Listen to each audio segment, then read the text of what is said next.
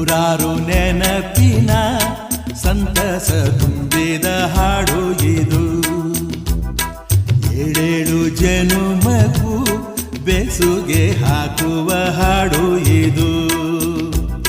ಬಾಳಿನ ಬಾನಿನಲ್ಲಿ ಪ್ರೇಮದ ಚಂದಿರ ಸಂಚಾರ, ಹುಣ್ಣಿಮೆ ರಾಶಿಯಲ್ಲಿ ನಮ್ಮದು ಸುಂದರ ಸಂಸಾರ.